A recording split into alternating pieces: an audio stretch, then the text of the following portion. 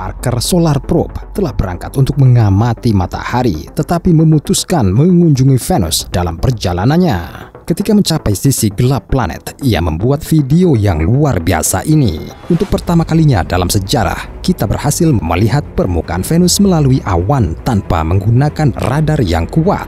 Yang diperlukan adalah sebuah probe yang bisa terbang. Pesawat ruang angkasa terbaru NASA akan dikirim ke Venus dalam beberapa tahun mendatang. Negara serta organisasi lain akan mengikutinya. Jadilah perlombaan meriah, dan hadiah utamanya adalah menemukan kehidupan asing, karena ada kemungkinan bahwa Venus adalah planet yang cukup layak huni di masa lalu. Di video ini Anda akan mengetahui mengapa para ilmuwan begitu yakin bahwa ada orang yang hidup di Venus, bagaimana planet ini menjadi pembunuh luar angkasa, dan bagaimana misi baru mencari kehidupan di Venus.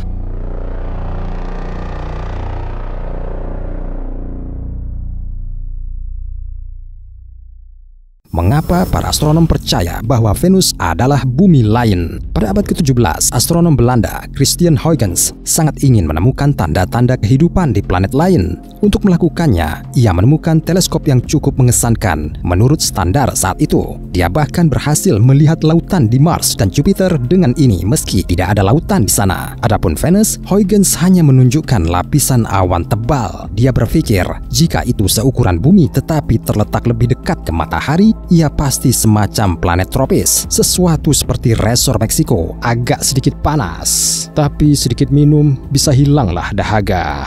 Bernard Le Bovier de Fontenelle, seorang penulis Prancis, menyukai gagasan Huygens tentang kehidupan di Venus. Dia sendiri bukan seorang peneliti, tetapi dia bisa dengan ahli membuat pertunjukan dari pencapaian orang lain. De Fontenelle ingat bahwa Venus adalah dewi cinta Romawi, jadi dia menyatakan kalau planet ini harus melindungi para kekasih yang kasmaran. Iklimnya paling cocok untuk pertandingan cinta. Orang Prancis berfantasi dan jelas ingin ikut bersenang-senang. Ya, dia dan Huygens benar tentang satu hal, Venus sangat panas. Tapi mereka salah besar, berpikir bahwa atmosfernya mirip dengan bumi. Pada abad ke-20, para astronom menemukan bahwa tidak ada oksigen yang dibutuhkan untuk bernafas. Hollywood percaya pada ide de Fontenelle dan menggambarkan Venus sebagai tanah air kaum muda Amazon yang menghabiskan sebagian besar hari mereka memimpikan astronot pemberani. Planet ini bisa jadi sangat mirip bumi, mungkin hanya 1 miliar tahun yang lalu, sebelum berubah menjadi neraka yang membara. Ilmuwan modern mencoba memahami bagaimana hal itu sebenarnya terjadi dan mungkinkah ada peradaban yang muncul di Venus sebelum transformasi ini dan saat ini bersembunyi di balik permukaannya. Untuk menemukan jawaban atas pertanyaan tersebut, NASA telah merancang sebuah misi yang disebut Veritas yang akan dikirim ke Venus pada 2027. Radar yang baru dikembangkan tidak hanya akan mengintip apa yang ada di bawah awan planet ini, tetapi juga memindai seluruh permukaannya yang tertutup gunung berapi. Data ini akan memungkinkan kita kembali ke masa lalu dan melihat seberapa layak huni menurut definisi kita Venus di masa lalu. Ada juga pengorbit India bernama Shukrayan. Ia memiliki karakteristik yang mirip sehingga dapat mengalahkan NASA dan mencapai tujuan beberapa tahun sebelumnya. Namun untuk memecahkan misteri Venus, ia harus mendarat di permukaannya. Ilmuwan Soviet adalah orang yang lebih dekat ke planet ini dibanding yang lain. Pada tahun 1966, mereka memutuskan untuk meluncurkan wahana antariksa Venera 3 ke atmosfer Venus. Tetapi misi tersebut gagal dan tidak mengungkapkan sesuatu yang baru. Saat mempersiapkan misi berikutnya, Venera 5 dan Venera 6, para insinyur Soviet menyimpulkan bahwa tidak perlu banyak waktu untuk mendarat di Venus. Hanya beberapa probe aluminium yang dilengkapi dengan parasut. Itu adalah sebuah kesalahan besar. Hal terakhir yang berhasil dideteksi oleh pendarat saat mendekati permukaan adalah tekanan yang 100 kali lebih tinggi dari bumi dan suhu yang mencapai 500 derajat Celcius. Dan semua itu diselimuti awan asam sulfat. Deteksinya tampak sulit dipercaya, tetapi tabrakan probe membuktikan tidak ada kesalahan. Itu sebabnya probe berikutnya, Venera 8, terbuat dari titanium. Itu sangat membantunya bertahan saat turun. Namun ia hanya bertahan 23 menit di permukaan sampai panas. Para ilmuwan Soviet tidak menyerah. Sebaliknya, mereka meningkatkan penyelidikan berikutnya sedemikian rupa sehingga tim yang kembali ke bumi akhirnya menerima foto dan suara ini.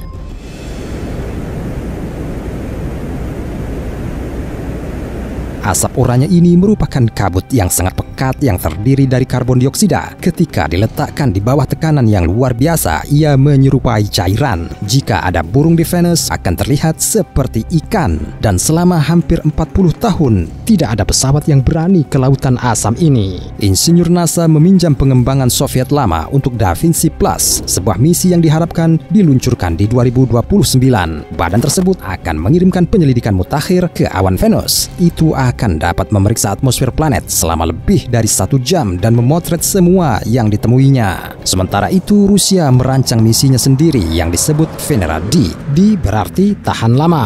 Diperkirakan akan diluncurkan pada tahun yang sama. Pesawat ruang angkasa Soviet terbaik, Venera 14, mampu bertahan di permukaan selama 127 menit, sementara Venera D seharusnya berfungsi selama 120 hari. Pada akhirnya, semua misi ini memiliki tujuan yang sama, menemukan kehidupan di planet neraka. Meskipun bentuk kehidupan ini tidak ada hubungannya dengan apa yang biasa dibayangkan oleh para ilmuwan di masa lalu. Bukti kehidupan apa yang dicari wahana baru di Venus? Para astronom percaya bahwa sebuah planet berpotensi layak huni jika air bisa awet dalam keadaan cair di permukaannya, namun organisme tertentu tidak membutuhkannya untuk bertahan hidup. Misalnya, bakteri yang ditemukan di sumber air panas Yellowstone. Menyadari bentuk kehidupan yang ekstrim ini, pada 2020, tim astronom yang dipimpin oleh Profesor Sarah Seeger secara tak terduga menemukan satu detail menarik di atmosfer Venus. Di awannya, para peneliti mendeteksi fosfin,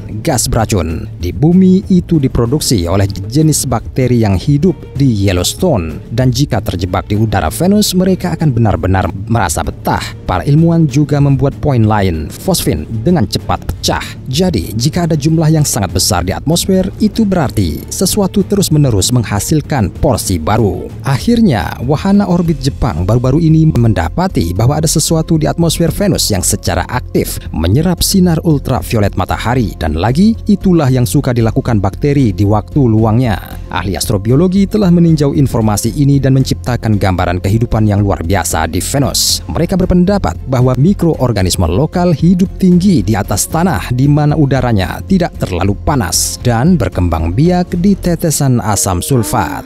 Nah, itu yang saya sebut cinta yang penuh gairah. De Fontenelle akan berkata, jika dia bisa melihatnya, mungkin bakteri itu adalah sumber gelombang radio yang direkam oleh Parker Solar Probe milik NASA. Bukan begitu? Skeptis bagaimanapun, jangan ragu untuk menyebut semua anomali ini hanya hasil dari proses alami planet ini. Selain itu, tidak sepenuhnya jelas berapa banyak fosfin yang sebenarnya terkandung di atmosfer Venus. Untuk menghilangkan keraguan, penyelidikan Da Vinci plus NASA mungkin memerlukan bantuan misi Eropa, disebut Envision. Tapi ini akan diluncurkan hanya di 2032.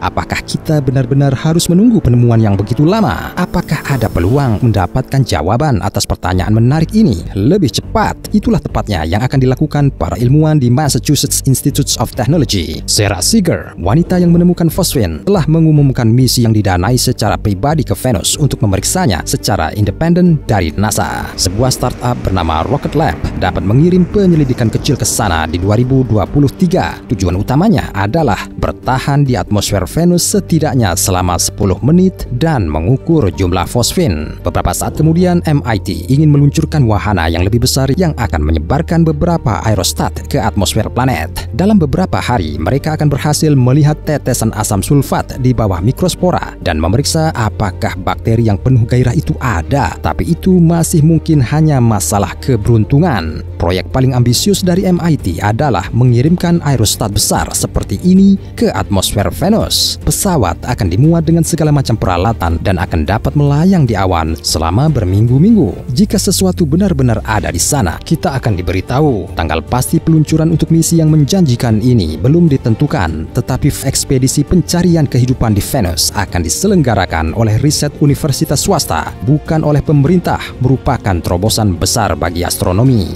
Harapan pribadi saya adalah orang-orang MIT akan memberitahu kita kalau mereka telah menemukan bakteri di Venus. Tapi bagaimana selanjutnya?